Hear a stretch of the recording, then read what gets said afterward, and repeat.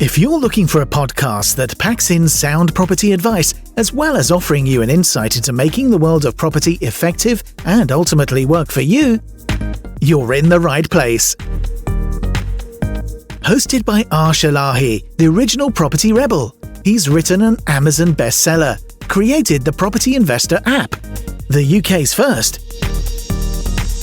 and is an experienced property mentor. More importantly, he talks the talk and walks the walk.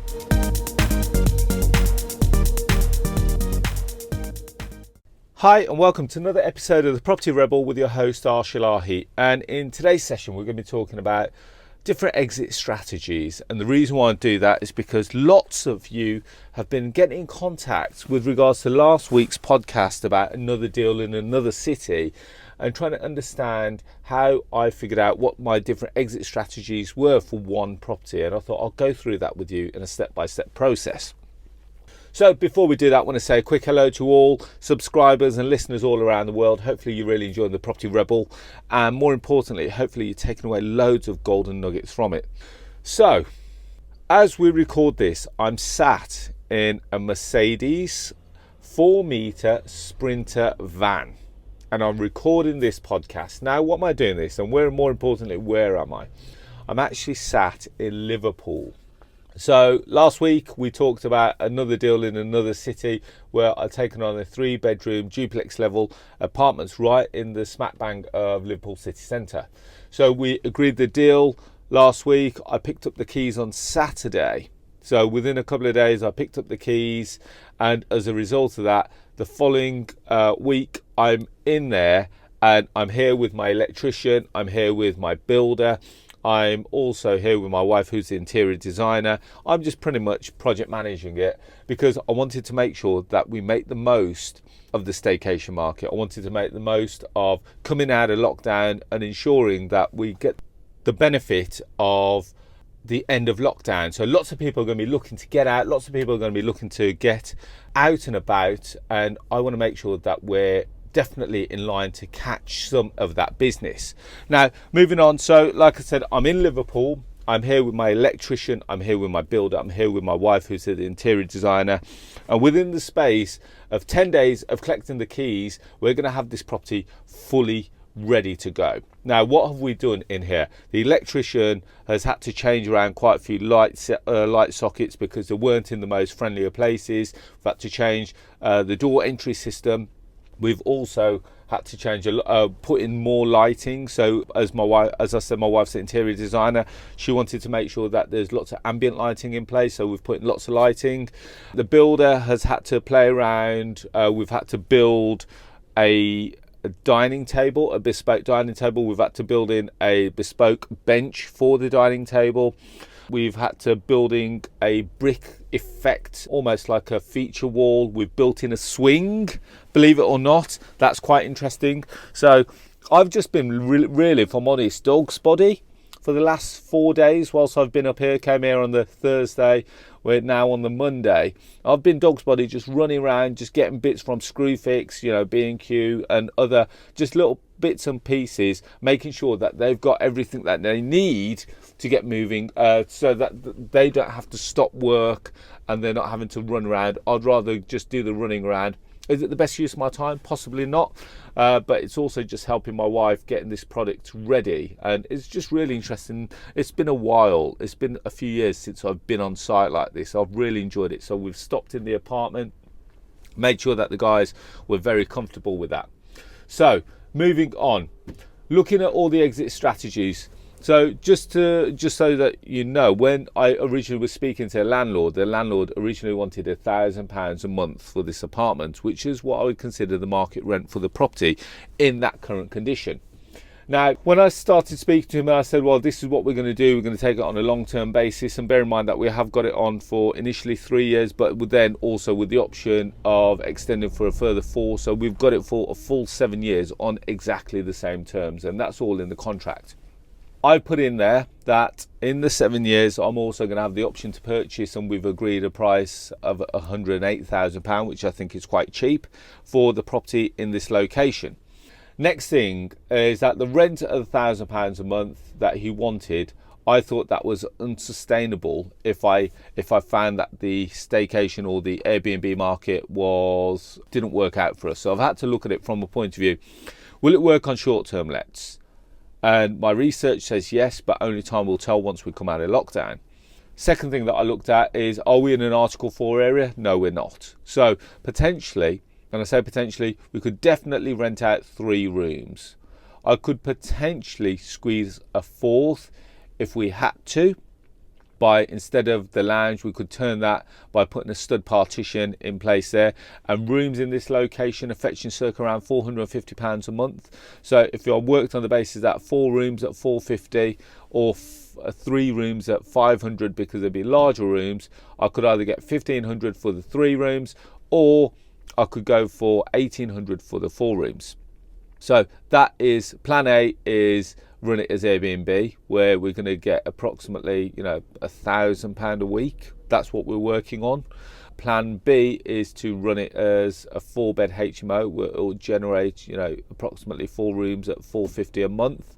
Plan C is that I've negotiated the rent down to £700 a month. Remember, he wanted £1,000.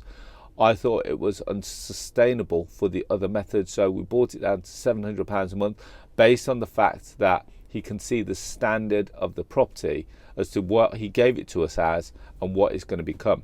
Now, so far, we've spent £5,000 on this property.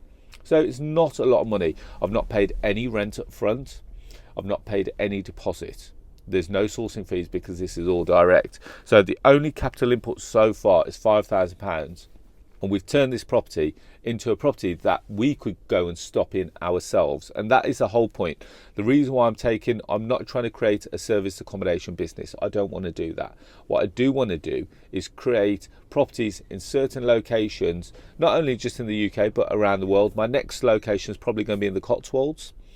And the reason why I do that, I just want certain locations where me and my family can go and spend time whenever we want. So it could be that we spend a week in Liverpool. We've already got a place down in Cornwall. We can go and we like spending the summer in Cornwall. We can come and have a city break in Liverpool.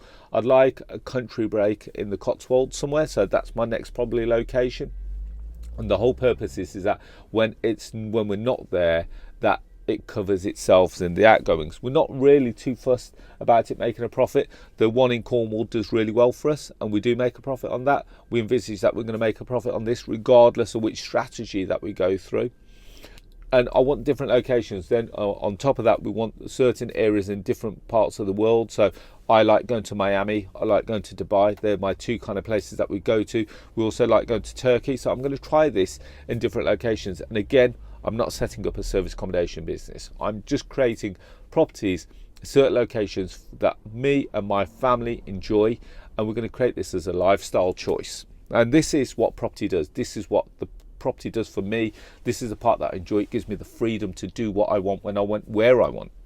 So moving on. So my exits are Airbnb. My exit strategies are use it as Airbnb, use it as potential HMO. Now, as a result of bringing the rent down to £700 a month, I can now afford to rent this property out on a single let basis, because I've got a estate agent coming out today, letting agents coming out today, just to let me know what they think that they could rent this flat for in its newfound condition. From our research, we think that we could rent it out for £1,200 a month. So worst case scenario, if the Airbnb market or the HMO market doesn't work for us, we've got our third option, which is rent it out on a single let basis, based that we're giving the landlord £500 a month. If we rent it for £1,200 a month, it's still going to clear £500 a month, which is £6,000 a year, which over the 3 years is going to be £18,000, or over the 5 years, 6 times 7 is £42,000. Bear in mind that my capital input is only £5,000 so far. We'll probably end up spending circa £7,000 once we put the final touches in, such as I'm just in the van, just about to go buy some TVs, little bits and pieces like that.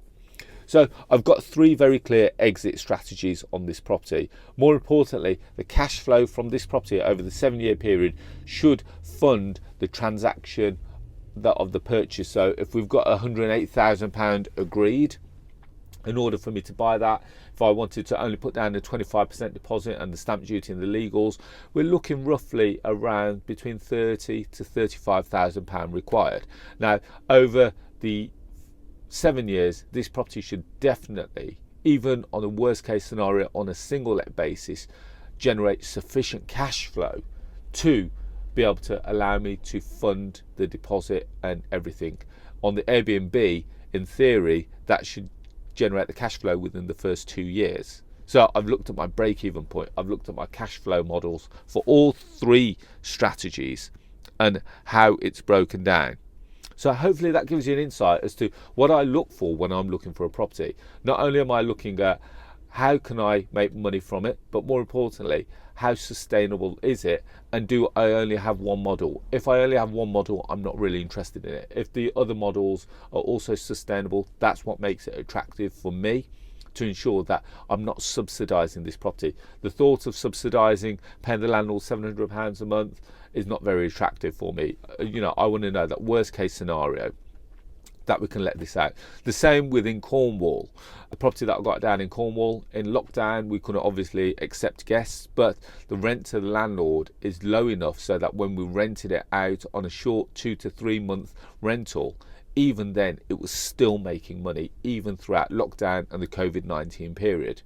So future-proof your business, make sure it's sustainable, but more importantly, make sure that you're not subsidising it, because that's not what you came into this game for. Hopefully you've enjoyed that session. Hopefully you've taken away some golden nuggets. As always, feel free to reach out. Once I've got the website up for this property ready, I'll let you guys know what it is, and you can have a look at the before and the afters, because you've been with me on this journey from when we took the keys from this property. More important, you'll be able to see it on YouTube. So if you've liked that, please feel free to share, like, and also please leave me a review on the App Store. It really does help our rankings, and it helps us get a further reach for this podcast. So if you like more free content, as I always say, I've got a YouTube channel. You can go and find me under the handle of Arsh Ilahi. I release new videos every Thursday at 4 p.m. So please feel free to go and check out that and subscribe to the channel. You can find me on social media on Facebook, LinkedIn, Instagram and Twitter and Clubhouse under the handles of Arsh Ilahi. And finally, have you already downloaded the Property Investor app? That's really strange. I'm in Liverpool and Jamie Carragher has just drove past me. That's quite cool. So go back to it. So have you downloaded the Property Investor app? It's the UK's first property investment platform, which showcases all kinds of property deals all over the UK, whether you're looking for BMV deals, below market value deals, rent to rent deals, lease option deals, just to name a few.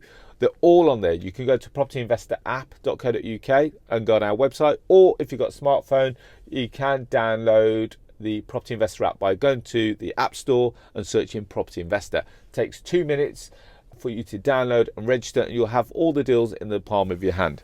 So guys, hopefully you've enjoyed that session. As always, any questions, please feel free to get in contact, and as I say always, please stay safe during this last part of lockdown, and I look forward to speaking to you all very soon. Thank you and bye-bye. The large majority of people make a positive change if they take immediate action. So act now. Download the Property Investor app and join Arsh on his social media channels to excel your property journey.